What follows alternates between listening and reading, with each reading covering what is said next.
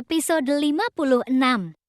Brian tersenyum dan tidak bisa menahan diri untuk bergerak. Ia yang awalnya pura-pura tidur, kini tertawa sampai tubuhnya bergerak. Brian, kamu udah bangun?" tanyakan dia dengan nada malu. "Tentu saja. Lalu, kenapa kamu membiarkan aku jatuh tanpa berniat menolong? Kamu senang aku menderita?" tanya Kania dengan nada kesal. "Tidak sayangku, hanya saja aku tidak bisa membantu kamu sekarang, karena aku juga tidak bisa melihat di mana rambut itu tersangkut. Jangan pura-pura, aku tahu kamu bisa melakukannya. Ayolah Brian, aku tidak sedang bercanda." Iya, gitu aja ngambek," ucap Brian sambil menyentuh kancing piyamanya. Kamu mau ngapain?" tanyakan ia agak takut. "Menurut kamu, aku mau ngapain?" "Jangan macam-macam, Brian. Ya sudah, kalau kamu tidak butuh bantuan aku, maka aku tidak akan melakukannya," ucap Brian sambil menghentikan niatnya untuk membuka kancing piyama tersebut. Merasa tidak punya pilihan lain, Kania terpaksa membujuk Brian kembali untuk menolongnya. Brian pun setuju menolong. Ia melanjutkan kembali apa yang ia lakukan sebelumnya, yaitu melepas kancing piyama miliknya. Sebenarnya, rambut yang tersangkut di kancing piyama itu tidak perlu Brian buka baju untuk melepaskannya. Tapi, yang namanya laki-laki selalu ada sifat usil yang menyertai mereka, juga sangat suka menggoda. Dan melihat reaksi dari orang yang mereka goda, rambut Kania pun berhasil lepas dari kancing piyama tersebut dengan bonus Kania yang diperlihatkan perut seksi yang berbentuk milik Brian yang membuat Kania semakin merona karena malu. "Aku permisi dulu," Kania berucap gugup sambil segera bangun dan menjauh dari Brian. Bagaimanapun, Kania juga manusia normal yang punya ketertarikan pada laki-laki. Jika melihat yang seksi, tentu saja ia juga tergoda. Jalan satu-satunya agar dia tidak terus tergoda dan ketahuan menginginkan Brian, ya dia harus kabur secepat mungkin, dan itulah yang Kania lakukan, berjalan cepat meninggalkan Brian menuju kamar mandi agar ia segera lenyap dari pandangan Brian. Melihat Kania yang sepertinya begitu merona, Brian tersenyum. Senang, setidaknya ia sedikit mengerti kalau usahanya menguji hati Kania kali ini tidak sia-sia. Sementara itu, Kania yang berada di kamar mandi memegang dadanya untuk menahan degup jantung agar kembali normal seperti semula. Kebahagiaan Brian tiba-tiba musnah saat ia membuka ponselnya.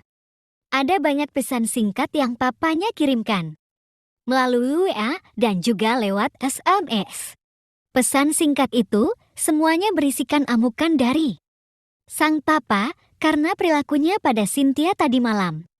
Papanya juga memberikan ancaman pada Brian jika terus berbuat tidak baik pada Cynthia, ia akan merusak desa tempat kelahiran sang mama. Brian kesal, namun tidak bisa berbuat banyak. Ia hanya diam sambil menggenggam erat tangannya untuk menyalurkan rasa kesal tersebut. Belum sempat rasa kesal itu tersalurkan, pintu kamarnya sudah diketuk oleh seseorang dari luar. Hal itu membuat perhatian Brian teralihkan. "Siapa?" tanya Brian dengan nada kesal. "Saya Tuan Muda Johan." "Ya ampun, kenapa kamu datang sepagi ini, Jo?" tanya Brian sambil beranjak dari tempat tidur. "Tunggu sebentar."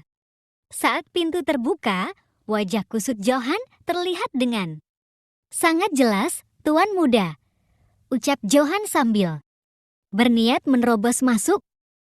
"Tunggu, mau kemana kamu?" tanya Brian sambil menahan tangan Johan untuk menahan langkahnya. "Masuk, Tuan Muda." "Masuk ke dalam? Apa kamu lupa? Aku sekarang tinggal Satu kamar bersama istriku, Johan.